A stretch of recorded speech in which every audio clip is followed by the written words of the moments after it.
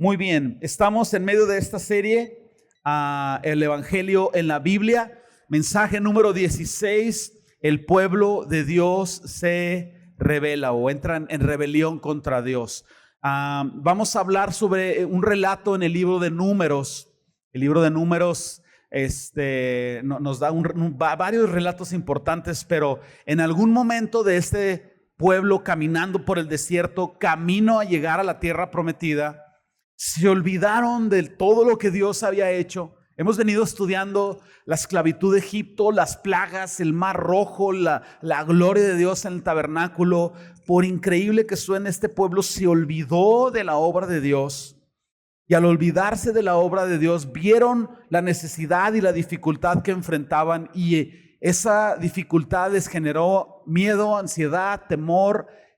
Entraron en rebelión contra Dios. Y es algo trágico, y vamos a tener que estudiarlo y tomar algunas lecciones importantes. Si se recuerdan, el Señor le hizo una promesa a Abraham.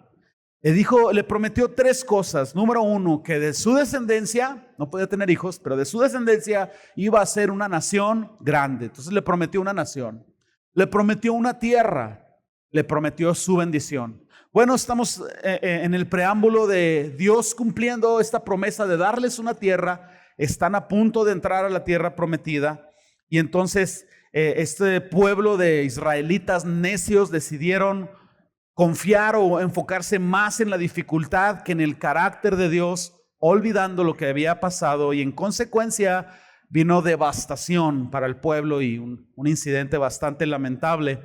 Entonces al final tú quieres quedarte con este pensamiento. Aparece en pantalla y lo repito al final del mensaje. Los israelitas se enfocaron en lo terrenal, luego se desanimaron y luego se rebelaron. Enfócate en las dificultades de la vida y tu fe comenzará a debilitarse, llevándote a angustia, pecado y rebelión. Enfócate en el Señor, sus promesas, su carácter misericordioso, y tu fe será fortalecida. Cuando algún hermano en la fe se aleja del Señor, por la razón que sea,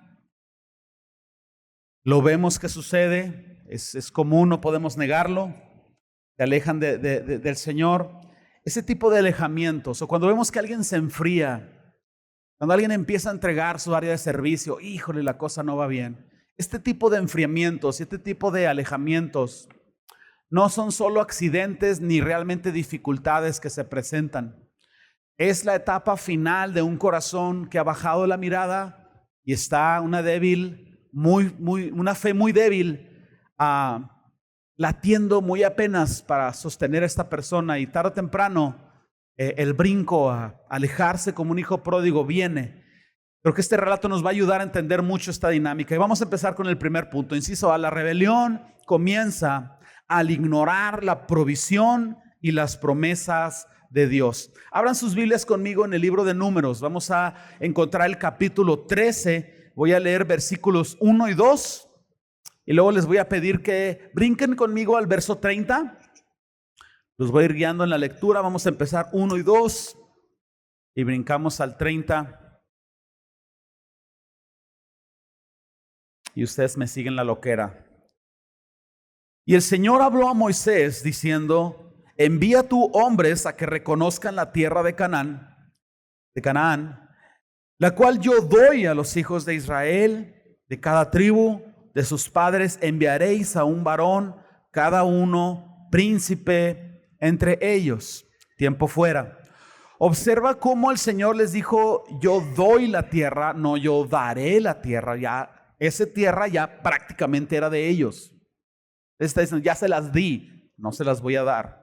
Y observa cómo uno de cada tribu era un príncipe, es decir, el líder de cada tribu era el responsable de ir. Entonces el Señor está enviando espías, estos famosos 2 espías, a ver cómo era la tierra, con reconocer el terreno, y de alguna manera bélica iban a tomar esta tierra. Claro, con el respaldo de Dios. Versículos 30, bríncate hasta el 30, vamos a leer 30 al 33. Para este punto ya fueron los espías y ya regresaron.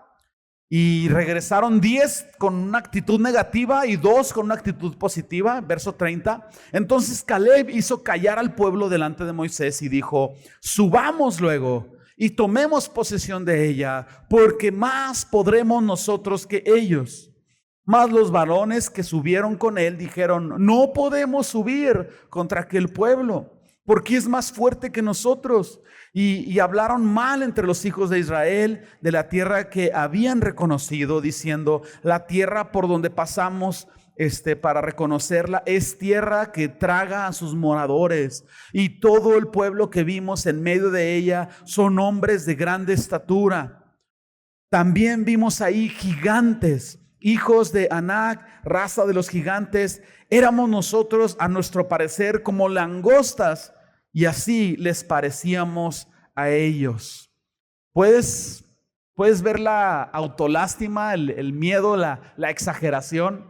O sea, la tierra se traga a la gente, o sea, totalmente negativos. Estos 10 espías fueron y reconocieron la tierra. Y entonces estos espías no eran simples personas, lo remarco otra vez. Eran líderes, personas de fe, personas que habían sido puestas para ayudar a las personas a redireccionarlos a Dios en momentos de dificultad. Eran en su categoría como pastores, como líderes. Y entonces lo que Dios esperaba de ellos es que se portaran a la altura de la circunstancia, que su fe alcanzara la necesidad de la circunstancia. Dios quería que actuaran en fe y que avanzaran para reclamar lo que Él ya les había dado. No les iba a dar, les había dado. Entonces la primera parte del reporte fue: sí, la tierra es hermosa, fluye leche y miel y todo. Pero la segunda parte del reporte es, verso 31, no podemos subir contra aquel pueblo porque es más fuerte que nosotros. Y esto es algo que vemos constantemente a lo largo del Antiguo Testamento. El pueblo de Israel en ciclos creen, el Señor los restaura, empiezan a dudar, y luego reniegan contra el Señor, se separan, aflicción viene a sus vidas y luego están clamando por misericordia al Señor. A lo largo del Antiguo Testamento vemos a Israel una y otra vez flaquear en su fe, y este pasaje no es la excepción, porque vieron gigantes. Y claro, efectivamente lo sabía. Pero después de venir de las victorias que venían, después de ver cómo el Señor abrió el mar y destruyó al pueblo más poderoso del planeta Tierra, y luego venir y acobardarse con otra nación que no era para nada comparable con Egipto, es realmente algo que nos deja pensando. Los israelitas lo que hicieron fue quitar su mirada del Señor. Dejaron de meditar en las promesas del Señor y comenzaron a enfocarse en sus enemigos. No estaban concentrados en el poder de Dios ni en la belleza de la tierra, estaban concentrados en las dificultades. Y siempre se los he dicho, iglesia, si tú meditaras en la palabra de Dios con la misma intensidad y constancia con la que meditas en tus problemas, no, tu vida sería otra historia completamente diferente. Pero llega el recibo de luz, ya estamos todo el día pensando y pensando y pensando, y al final del día estamos todos estresados, poniendo en estrés a nuestra familia, porque el problema estuvo constantemente en nuestras mentes. Pero si nosotros meditáramos en la palabra de Dios, porque a fin de cuentas nuestras vidas consisten en la fe. No os afanéis por el día de mañana, dijo Jesús. Si nosotros meditáramos en la palabra, otra historia sería. Entonces el pueblo de Dios olvidó quiénes eran ellos en relación al Señor. Olvidaron quién era Dios. Ellos eran el pueblo escogido por Dios, el pueblo que Dios liberó con mano fuerte de Egipto, el pueblo que Dios prometió a un hombre estéril que haría una nación grande. Ya son una nación grande. Ellos eran el pueblo de Dios. ¿Y quién era Dios? El único Jehová de los ejércitos, el único Dios verdadero que les había sustentado cada día, cada vez. Pongo una verdad importante en pantalla en relación a esto. No podemos olvidarnos quién es Dios, quiénes somos nosotros en relación a Él, porque al hacerlo, nuestra mirada se desviará a los problemas y con eso la fe se debilitará. Por tanto, decide enfocarte en Dios y fortalece tu fe por medio de la palabra de Dios. Iglesia, yo tengo que decirles algo salvaje en este domingo y lo digo para edificación. En ninguna manera es crítica contra algo, contra alguien. Simplemente estoy aquí para testificarles. Yo no puedo esconder lo que Dios en mi vida personal ha hecho, porque no lo ha hecho para mi renombre, lo ha hecho para su renombre. Pero durante los tiempos más terribles de dificultad en mi vida, habiendo estado yo en un periodo de una enseñanza o una apertura carismática, lo voy a decir tal cual es, todo el tiempo pasado en el que yo estuve en medio de manifestaciones del Espíritu, tirarnos al suelo, risa santa, proclamaciones de avivamiento, que se ve un ángel en tal escalera, todo este tipo de sensacionalismo llamado el mover del Espíritu, nunca me ayudó, nunca me fortaleció para enfrentar los retos que yo tenía. O sea, a fin de cuentas, después de temblar, reír o hacer lo que hacíamos, mi alma estaba atribulada. Pero aquí es donde la gloria de Dios brilla, porque fue la palabra de Dios y sus promesas lo que me mantuvo firme a mí y a Karina y a mis hijos y a muchas otras personas más.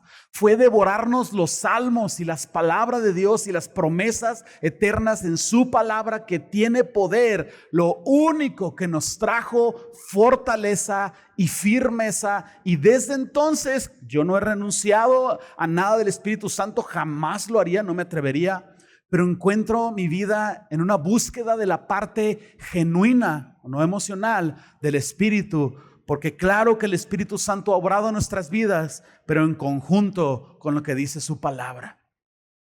Entonces, cuando estés en dificultad, tú tienes aquí todo lo que tú necesitas para fortalecer tu fe y salir adelante. Y cuando esa tormenta en tu vida haya pasado, tú te vas a parar firme y vas a decir: Dios fue bueno, gloria a su nombre, y fue su palabra lo que me mantuvo firme.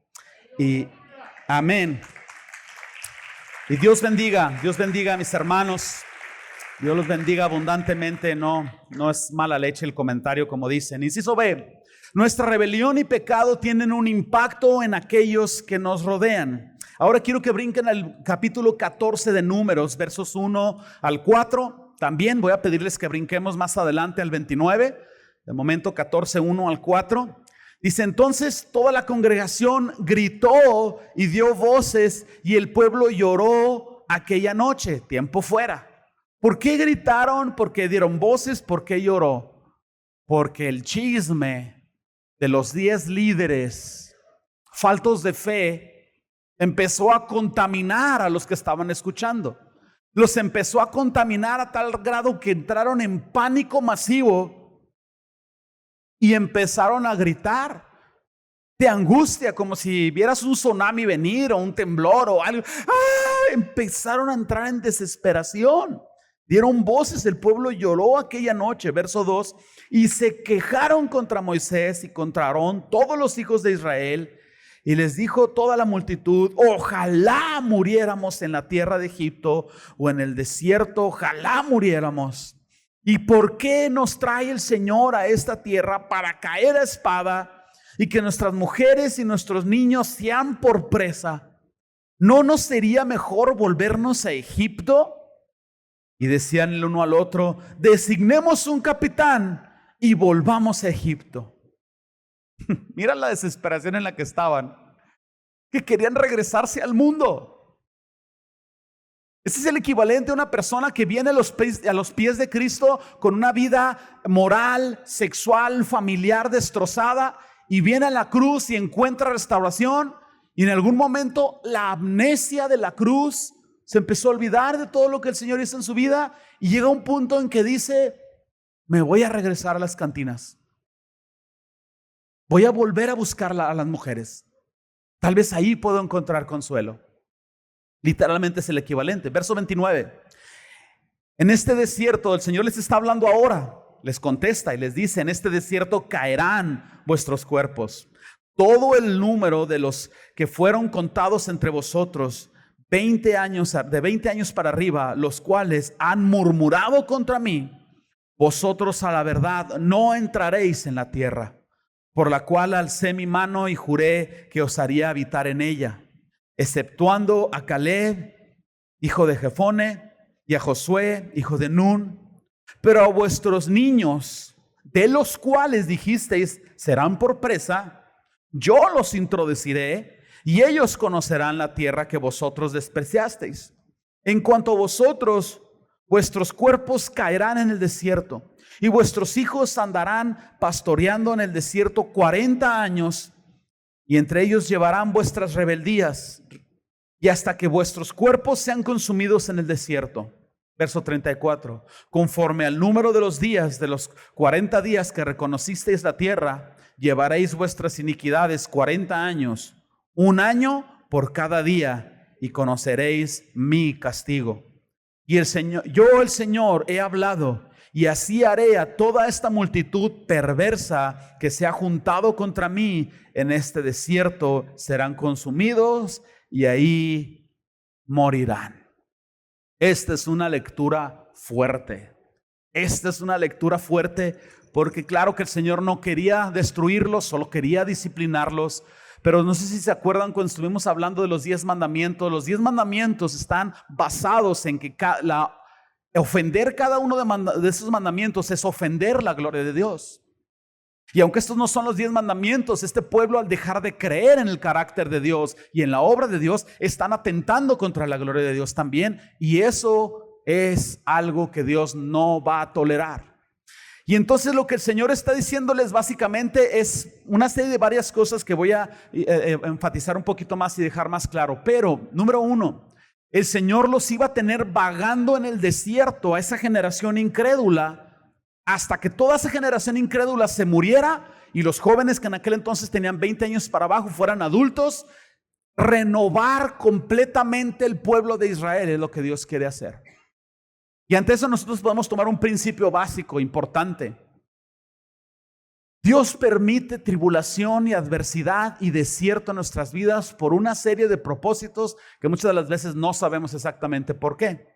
A veces es para forjar carácter, otras veces para llevarnos al arrepentimiento, otras veces para que conozcamos más la grandeza de su nombre, otras veces para que confiemos en su gracia y seamos dependientes de Él. Otras de las veces el Señor nos va a mantener en esa tribulación o en ese desierto hasta que nuestra incredulidad sea destruida.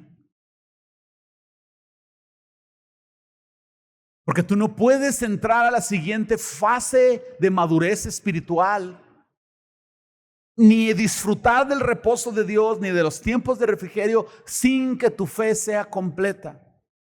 Entonces, hermano, hermana, con mucho cariño, si te está lloviendo sobre mojado, échale un vistazo a tu fe. Échale un vistazo a tu corazón. Ve cómo andas por ahí.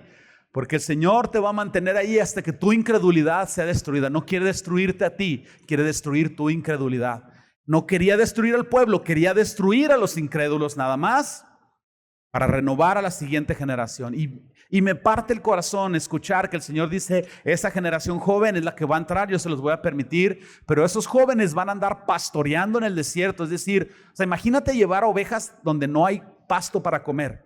Básicamente esa generación joven iba a pasar dificultad por la incredulidad y falta de madurez y de responsabilidad de sus padres. Literalmente, ¿qué culpa tienen estas criaturas de que esta generación miserable haya olvidado la obra de Dios? Eso nos lleva a otro principio. Lamentablemente nuestros hijos pagan el precio de que nosotros maduremos. Entonces tiene que ser una exhortación para nosotros, como decimos en hebreo, a ponernos las pilas.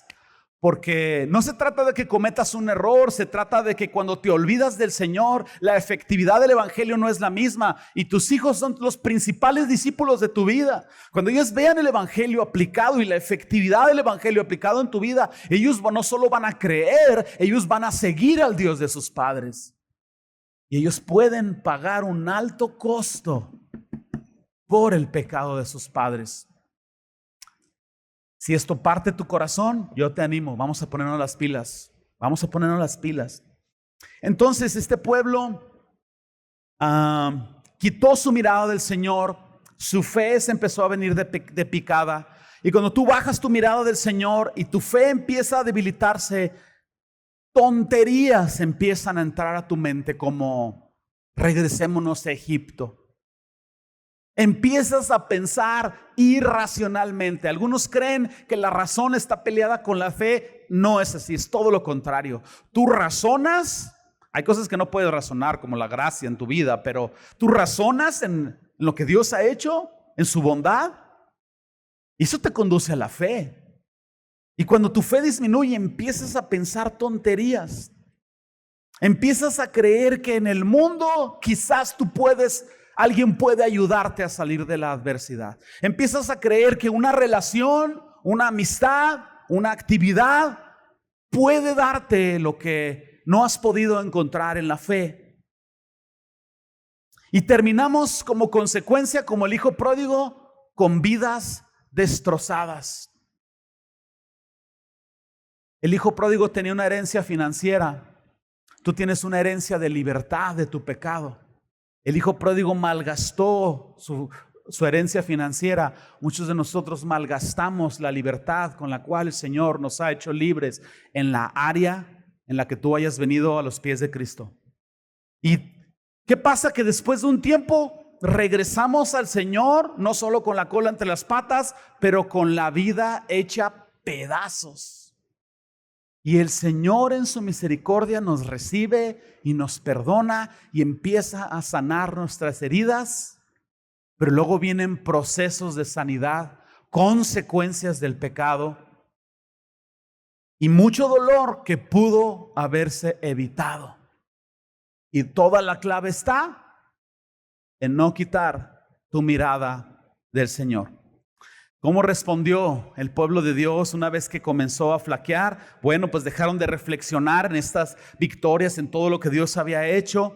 Y al hacerlo, los líderes empezaron a debilitar su fe. ¿Y qué pasó? Empezaron a contaminar a otros. El pueblo empezó a escuchar el relato de los líderes. Los que se supone que deberían de inspirarlos a ir a más en la fe, los inspiraron a ir a menos en la fe. Y luego empezaron a contaminarse comadre a comadre, vecina a vecina, en el club, en el kinder, en todos los lugares. Y empezaron colectivamente, como efecto dominó, a perder la esperanza. El pueblo de Dios bajó la mirada porque le creyó más a lo que una persona amargada y quejumbrosa dijo, y bajó la mirada del Señor y redujeron la grandeza de Dios a un Dios tan pequeñito que no era suficiente para vencer a los gigantes que sus ojos naturales estaban viendo. ¿Qué sucedió? ¿Entró duda por bajar la mirada? ¿O en orden? Bajaron la mirada, entró la duda, angustia se apoderó del corazón y la angustia los llevó a tomar medidas desesperadas. ¿Por qué se rebelaron? Porque creyeron que Dios no era suficiente. No era suficiente para sanarlos, libertarlos, proveerles, fortalecerles, restaurarles. Y aquí hay una advertencia fuerte para nosotros, aparece en pantalla. Cuando bajamos la mirada de Dios, perdemos nuestra fe. Cuando perdemos nuestra fe, comenzamos a perder el sentido común. Y es por esta razón que pecamos tan insensatamente y a veces repetimos los mismos pecados que en el pasado nos trajeron tanto dolor. Esta no es ningún mensaje para condenar a nadie, es un mensaje para inspirar a las personas a ser fortalecidos en la fe y animar a las personas que están enfriándose, desanimándose, a retomar sus bases y regresar al Señor. En pantalla, Proverbios 26:11, la escritura dice: como el perro que vuelve a su vómito, así es el necio que repite su necedad. Yo tengo perritos en casa y los he visto vomitar. Y les confieso que hay veces que vomitan y me hago loco por un rato. No, espérense, no, yo no le entro. Prefiero enfrentar al diablo mismo. Oh, lo veo y ya después de un rato me animo y los veo volviéndose a comer el vómito. Pues sí, oye, a mi perro se llama Bilbo. Bilbo, pues si por eso con ese al final, por eso lo vomitaste y te lo vuelves a comer. Solamente un animal irracional se volvería a comer aquello que lo dañó. Solamente una persona que ha perdido la fe y ha pensado irracionalmente regresa a la vida de pecado. ¿Hay esperanza? Sí. ¿Hay gracia? Absolutamente. La obra de la cruz es maravillosa y el Señor perdonó tus pecados, aún los que ibas a cometer en el futuro. Sin embargo, la voluntad de Dios es que no nos alejemos de Él y que no nos comamos nuestro vómito. Todo eso sucede por bajar nuestra mirada. Entonces las decisiones de los israelitas estaban basadas en una falta de memoria. Olvidaron todo lo que Dios había hecho para liberarlos. Tú no puedes olvidar lo que Jesús hizo en tu vida. No puedes olvidar la cruz. No puedes olvidar qué fue lo que te trajo al evangelio, cómo te rescató el Señor. Y cada adversidad de tu vida en la cual por medio de la fe y de la palabra de Dios tú has vencido y te has colocado por encima, no la puedes olvidar. Porque no solo son historias que tú cuentas con tus amigos en momentos sentimentales. Esas victorias de fe que Dios te dio son la base de preparación que tú necesitas para lo que siga en tu vida. La primaria te sirve para la secundaria para la prepa. Bueno, la cruz te sirve para todo lo demás, pero la cruz te ayuda a vencer esta adversidad. Y esta fe de la adversidad dices, si el Señor me ayudó aquí, el Señor me va a ayudar acá. Pero cuando tú olvidas toda la obra de Dios en tu vida y lo que sucedió, porque eso también es historia, y te enfocas en el presente, en la inflación, en la necesidad, en la adversidad, en la enfermedad, en lo que sea, es un camino peligroso, iglesia, porque tu fe se empieza a venir de picada. Y aunque el Señor no va a dejar que seas destruido, es tan misericordioso, solo va a permitir que seas sacudido. Pero insisto, muchas de estas adversidades, algunas Dios las permite, no las vas a poder evitar. Pero ¿no te gustaría evitar las que sí puedes evitar? Oh, también, ¿verdad? Yo le digo, Señor, ayúdame. Es una de mis oraciones, ayúdame a aprender de mis errores. No permita, Señor, que yo vuelva a cometer mis errores, porque voy a ser como ese perro que se come su vómito. Entonces la decisión de Israel hacia el pecado y hacia rebelarse hacia Dios afectó a las personas que les rodeaban. No solo destruyó sus vidas, sino que sus hijos, sus familias, las personas que vivían con ellos fueron afectados. La voz se corrió, la incredulidad fue una infección, un cáncer que se expandió a todo el pueblo. Lo leímos, estaban llorando y gimiendo desesperanzados. Y como un efecto dominó, esa generación entró en incredulidad y provocó la ira de Dios. Un pensamiento importante en pantalla. Debido a que nuestras vidas están naturalmente entrelazadas con las de otros, nuestras decisiones trascienden. Yo pondría una pausa aquí. Tus errores van más allá de solo afectarte a ti. Sean decisiones pecaminosas o piadosas, nuestras decisiones impactan las vidas de aquellos que más amamos. ¿Qué impacto deseas tener en aquellos que te rodean? ¿Qué impacto? ¿Uno de fe o uno de incredulidad? Pues todos diríamos ahorita uno de fe, ¿no? Bueno, provee para tu vida esa fe, mantén tu mirada puesta en el Señor, tu confianza puesta en Él. Inciso C. Encontramos el evangelio en el relato de la serpiente de bronce. Lo que sucedió es que el pueblo siguió en amargura, siguió en incredulidad, estuvieron avanzando, se volvieron a quejar delante de Dios. Y ese trato y esta destrucción de 40 años se empezó con este relato que es consecuencia de esta rebelión. Números 21, versos 4 al 9. Allí en tu Biblia creo que va a ser fácil de encontrar. Números 21, versos 4 al 9 dice: y después el pueblo partió del monte de Or, camino del Mar Rojo, para rodear la tierra de Edom, y se desanimó el pueblo por el camino. ¡Achis! No me digan. Y habló el pueblo contra Dios y contra Moisés: ¿por qué nos hiciste subir de Egipto para que muramos en este desierto? Pues no hay pan ni agua, y nuestra alma tiene fastidio de este pan tan liviano.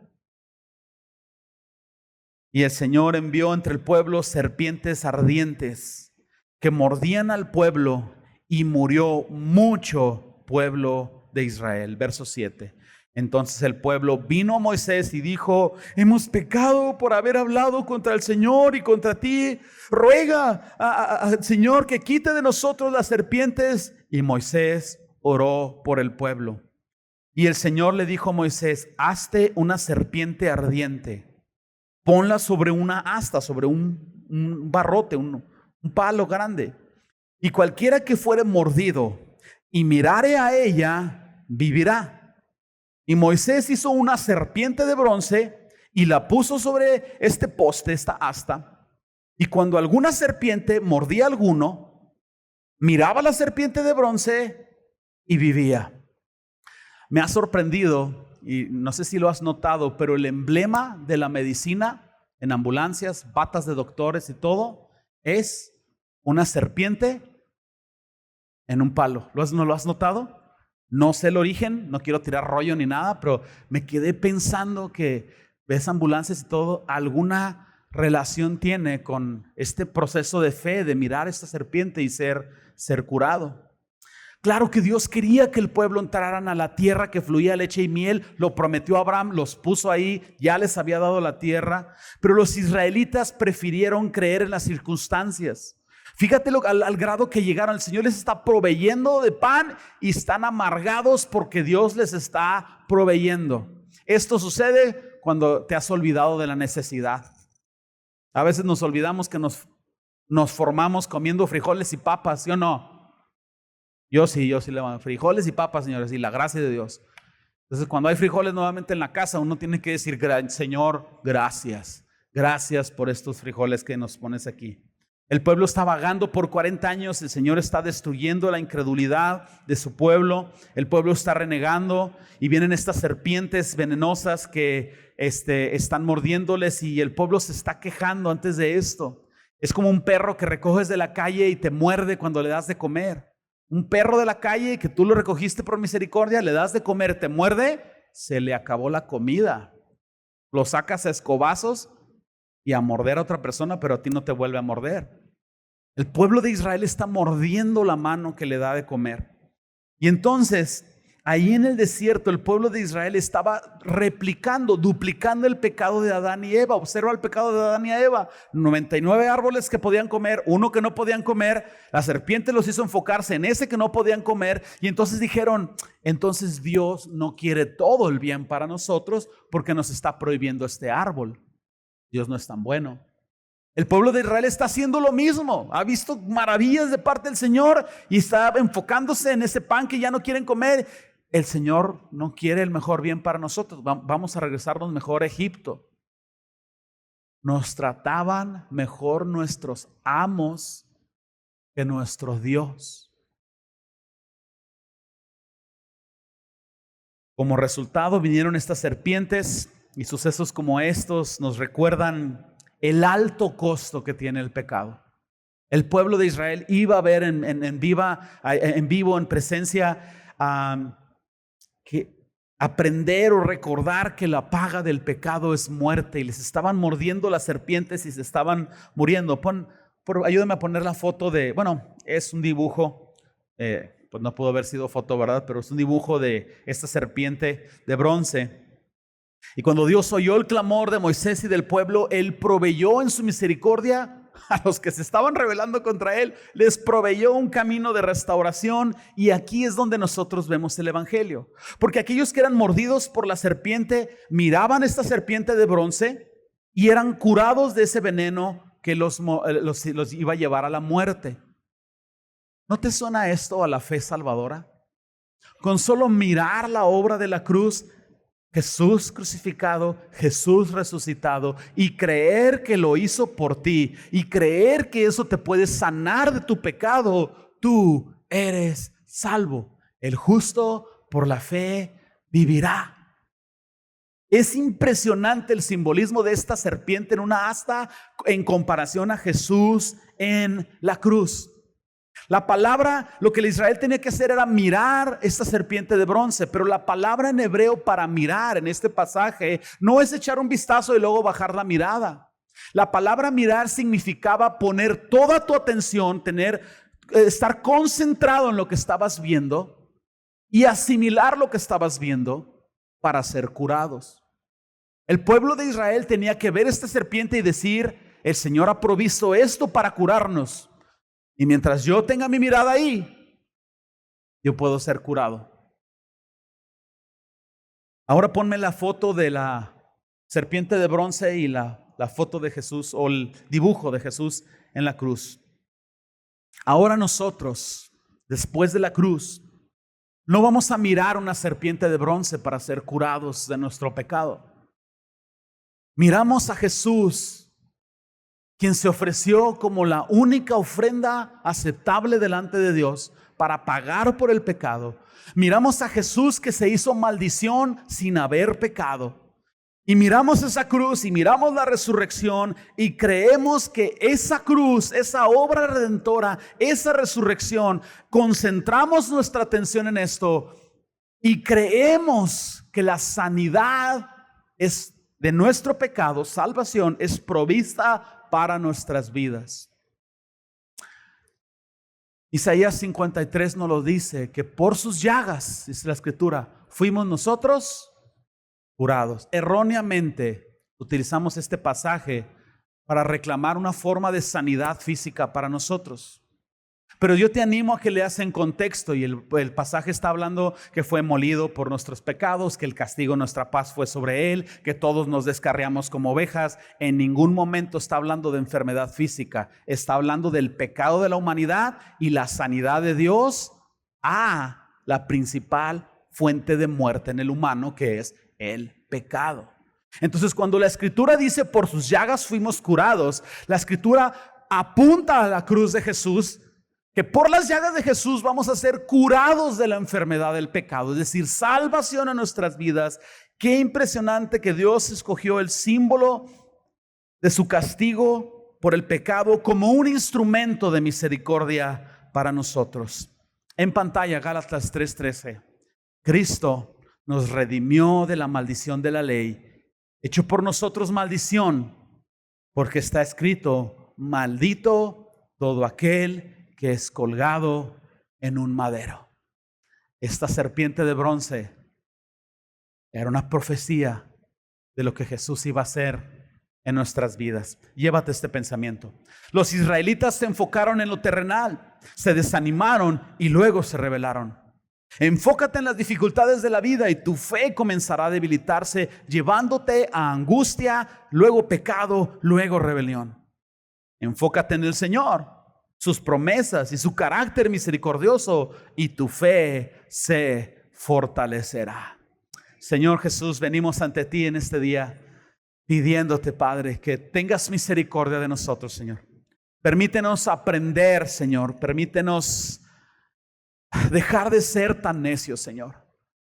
Ayúdanos a mantener nuestra mirada puesta en ti y solo en ti, y nuestra confianza en ti y solo en ti. Señor, ayúdanos a no renegar de tu provisión, Señor. Ayúdanos a no enfocarnos en las necesidades que tenemos y enfocarnos en la provisión que sí tenemos.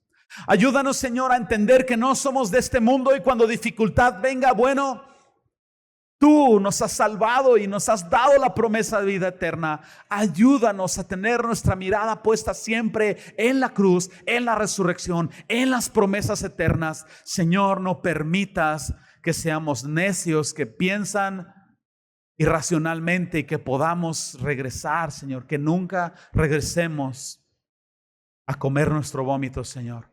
Pedimos tu misericordia, Señor, que nos guardes y que nuestra fe siempre sea fortalecida, Señor. Reconocemos lo dependientes que somos de ti, Señor, y nos humillamos ante tu poderosa mano, Señor. En el nombre de Jesús. Amén. Dios los bendiga, mis hermanos. Nos vemos próximo domingo.